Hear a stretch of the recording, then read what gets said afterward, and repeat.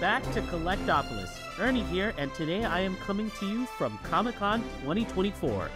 Today, I hit the floor at San Diego's biggest event of the year and give you a first-hand look at some of the most unique collectibles at this year's Comic-Con. Hey everybody, welcome back to COLLECT-OPOLIS. We're here with Sophie, and we're here at Misty Mountain Gaming, and you know we're big D&D heads here. I mean, look at the plethora of choices for your dice. Sophie, can you take us through your booth here? Oh my gosh, absolutely. So we are obsessed with all things tabletop gaming, so we carry millions of sets of dice. Almost all of our dice are designed in-house by our team of designers and by our staff, so it's really a family endeavor. Over here, we have our acrylics. We have silicone dice and metals. So one of the things that we like to do is, and we'll get to that in a minute, but we like to find unique materials to make dice out of. So I don't have any here, but we have bone dice. We have coral reef dice down there. And here are our hollows that jingle. We have liquid core. We have large liquid cores. And this is one of my personal favorites. It's the, have you ever held a... I did, and this was the weight. I'm sorry you guys can't see this on, you can't feel this through the camera, but these weigh a ton. Yes. What are these called again? We call them the Pounder. It's a D100. And that is a very good name for this. Yes. Oh my gosh, they are so huge. So my joke is I tell people if you put that in a sock at your table, your DM will never let you roll an @1. I love that. I love that. I want to ask about that specific one as well. Absolutely. The eye always looks up as you roll it. I mean, that is so unique for a dice. And feel free to roll them. We got that one rolling right there. These have been very, very impressive. Not only from just the perspective, but you've taken dice to a whole new level. That is a goal. These truly feel like collectible pieces at this point because not only have you changed the material, but the material is actually allowing you to create very unique sounding dice. And these look like, for example, if you're rolling in the dark, you have a solution for that too, right? Yeah. Oh yes, we do have light up. Do we have any over here? I believe these were the glow in the dark ones. Glow in the dark. Yes, we have UV reactive, and then we do have light up dice. Big D20s, just like these. When you roll them, they light up all different colors. It's amazing the plethora that you've taken here. Now, as you've done all of these, which one has been the material that has given you kind of the most interactive feedback? Definitely the hollows. So obviously they make a fun jingle, but one of the things that we found people were doing on TikTok, we found people who were making wind chimes out of our hollow dice because of the unique sounds. Isn't that so cool? That is so amazing. Yes. I love that. Yeah. I think the fun of it is that dice are great if you love tabletop gaming, but you can also just love dice. And that's what we want to show people. And that's the thing. You've taken this to a whole collectible level because now I can see a version 1, a version 2, and the limited capability of buying them, let's say, at these cons makes them, I could see them being very, very sought after. Yes, and we firmly believe in everything we make, so we have a lifetime warranty on all dice. And it's not your life, it's lifetime of the dice. So if you pass them on generational, we're going to have to own it. And then I just want to point out one more thing because these caught my attention. These boxes are so unique. How did you guys come about those? So they're actually, we are partnered with Talon and Claw. So they are our wood partners. So our wood boxes and our mimics come from them. And they are artisans actually out of California, I believe, or Seattle. And we met them a few years ago and they just aligned with us and their passion for community. And so it shows. We came together because why do we need to do it when they're doing such a great job? Exactly. Creating partnerships. I love it. Oh, yeah. Sophie, thank you so much for talking to us for a couple of minutes. MistyMountainGaming.com. Go ahead and check them out, and we'll bring you more here at Comic-Con. Heck yeah. Hey, everybody. Welcome back to COLLECT-OPOLIS. I'm Ernie, and I'm standing here with... Barry Eldridge. Barry Eldridge at Factory Entertainment. You guys have got to see these ships. I mean... Can you take us through this one? The Enterprise NCC 1701E. Yeah. This thing is amazing. I mean, every nook and cranny of this thing is blowing my mind. Can you take us through it? She's a big beauty, isn't she? She is. Oh, my. This is part of our Masterworks line. And with Masterworks, what these are is essentially you are getting to commission a piece of art like Paramount would have commissioned a filming miniature back in the day when filming miniatures were a thing. Right. Sadly, it is something of a lost art. Almost nobody uses physical miniatures anymore. It's all been replaced with CGI. Right. Because CGI is easier, you can do more with it. but it's not. And you don't have the props afterwards. No, So that's a great, and this was a whole, for generations and for scores of talented people, this was a thing. There were scale model makers who built models for film. And so this is based on a filming miniature. It's built by a gentleman called John Eblin, who's a phenomenal artist.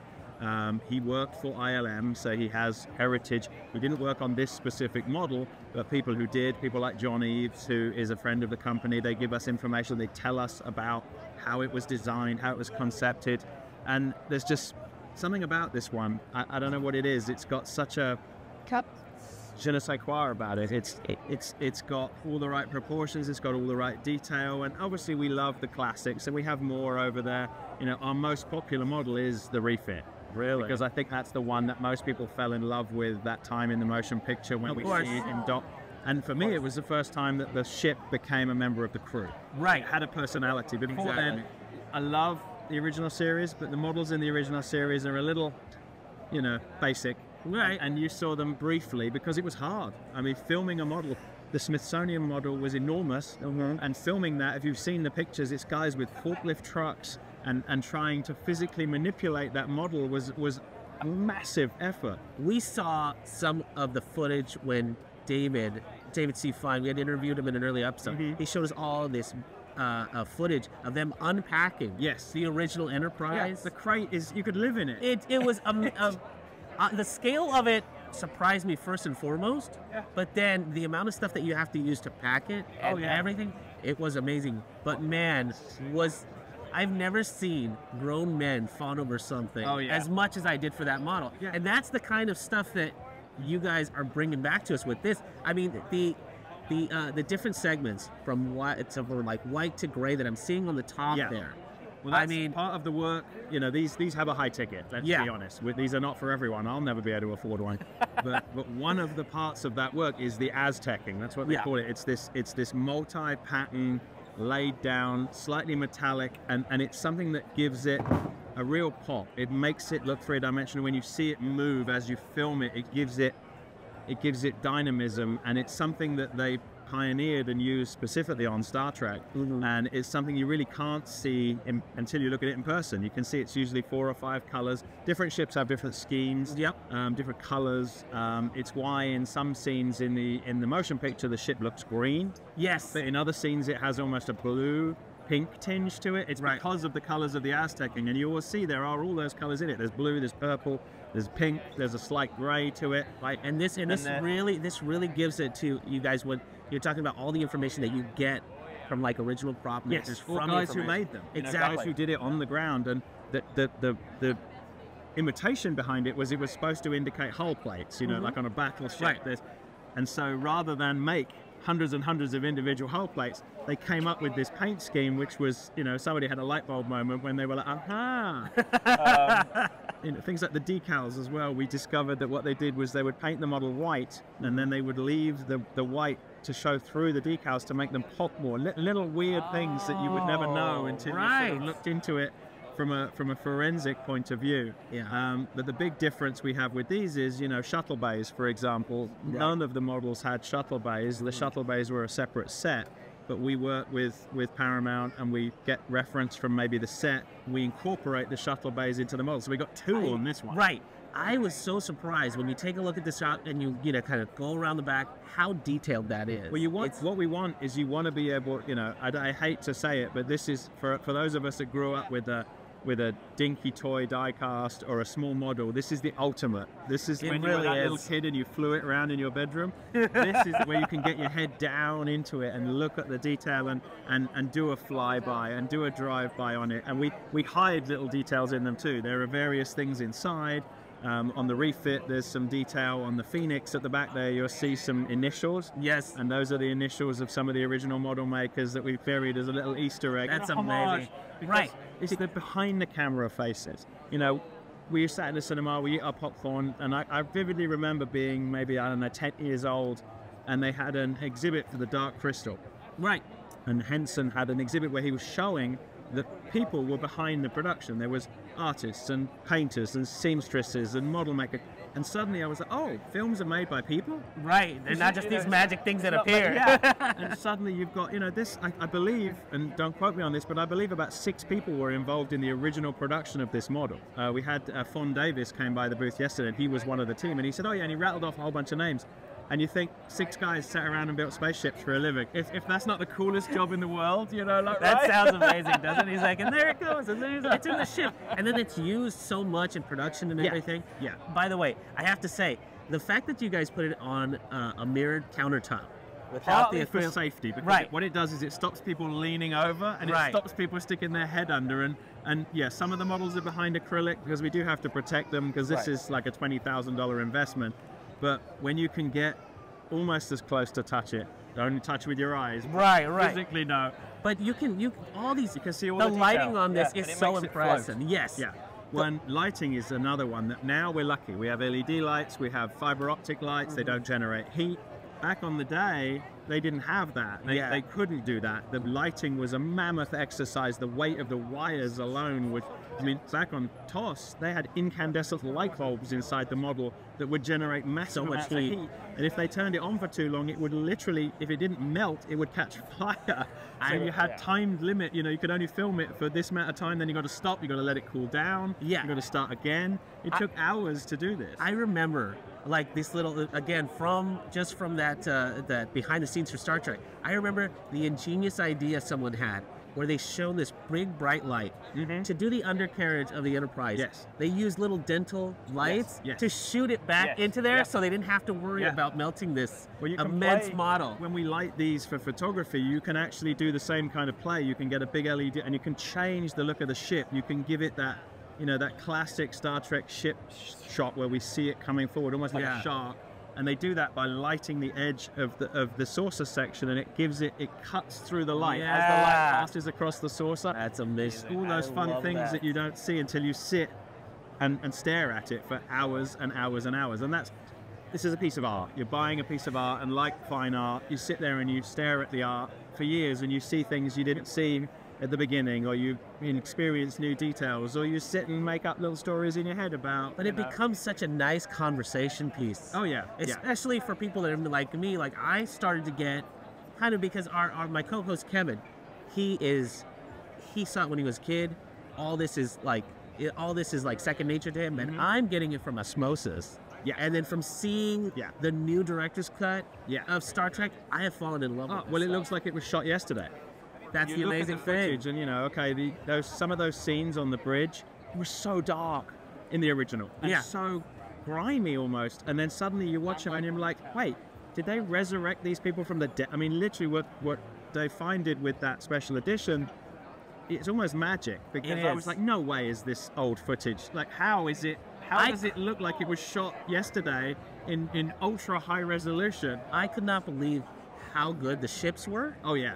So when I saw it the first time, I said, oh, so David had them commission a new CG model. That's what we assumed. And he's like, no, those are the original slides. Unused, Unoriginal. Or cleaned up. Exactly. Yep. It's amazing. And this right here is as close as I'm going to get to a real Star ship.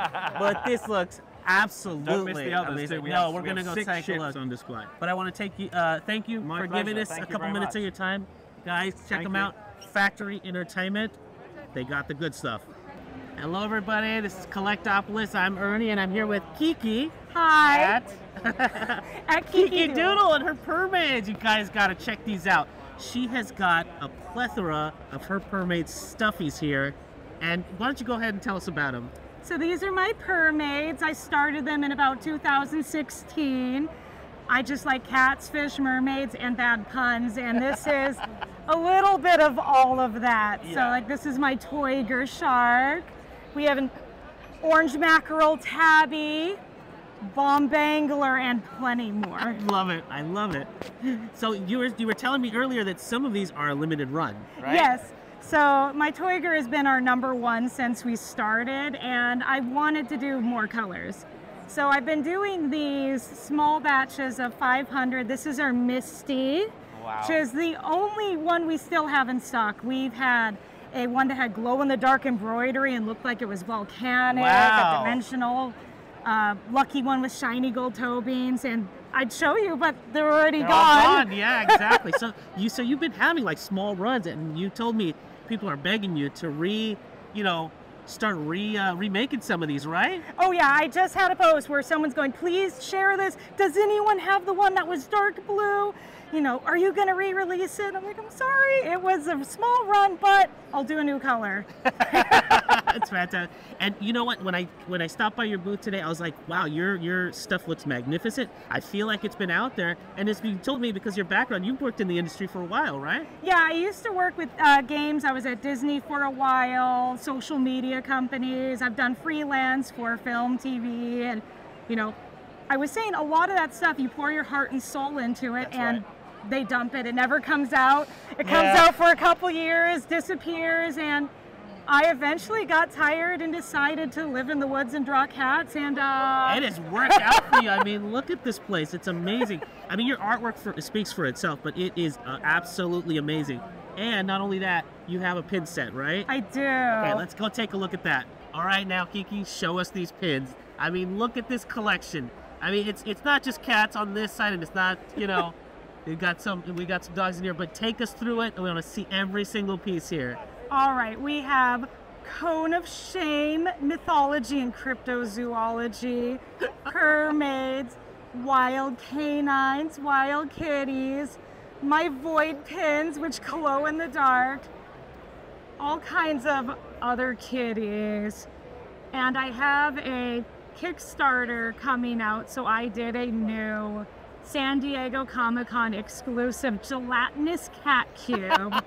That's royal jelly. That looks absolutely fantastic. How did you come up with the idea for the gelatinous, the royal jelly gelatinous cat cube? I mean, it's because I'm a nerd. I love Dungeons and Dragons, and I'm like, what if monsters cats? So we have our Meow Mick as well, and I cannot wait to show all the other super nerdy pins that'll be coming out with that. Right. So that's coming out in about a week. Right. I also have other limited pins like my Year of the Tiger pieces. These look absolutely fantastic. The line work alone makes them limited edition, but look, numbered as well. Yeah, and that's all screen printing on it as well for the stripes. And I think our big limited seller was I mean, look at this. Look at that. my Sphinx pins. This is what I have left, and I made over 1,000, and I just have the bags on the table. We're on, what, day 2? Oh, it was not just here. They were sold, I think I launched them last year, so that still is a very short amount of time. It's a short amount of time. I love it. And just for everybody, just so you know, there is a little bit of adult stuff. We have her nudes on this side. It's the lewdest booth in all of Comic-Con. So many nipples. I love it. A great, fantastic way to do nudes on here. Now, these are original Yes. take-homes? Yep, I love when people can bring home something extra special. Right. So some quick sketchy watercolors. I can keep them inexpensive enough to be brought home. Excellent. And what's funnier than bringing home a nude from Comic-Con? Exactly. That's what you can tell everybody is like, what did you buy at Comic-Con? I bought some nudes. I absolutely love it. Kiki, thank you so much for taking a couple of minutes and walking us through here. Where can everybody find you? KikiDoodle.com or Purrmaids.com if you just wanted to see the plush. But my website links to everything. Oh my My gosh, thank you. shops, my sites, my art. Just you, in And general. me. There's a photo of me touching a hippo's butt. It's great. What more could you ask for? Thank you so much. Have a great Comic-Con. You too. Thank you. Don't forget to visit us on our Facebook group page. Like us, tell your friends. We would love to hear your feedback. You can comment on the show. You could ask a question or even leave us a direct message. Or tweet us at SkywalkingPod and use the hashtag COLLECT-OPOLIS. We are part of the Skywalking Network, where you can also find other great shows like The Neverland Clubhouse, Star Wars Ologies, Talking Apes, Totally Tell Me Everything, the Max FX Podcast, and the flagship show, Skywalking Through Neverland. And look for more shows on the Skywalking Network YouTube channel, like Today in Star Wars History, your daily Star Wars history lesson. Well, that's it for this episode. I'm Kevin Toff. I'm Ernie Moreno. And thanks for joining us on Collectopolis.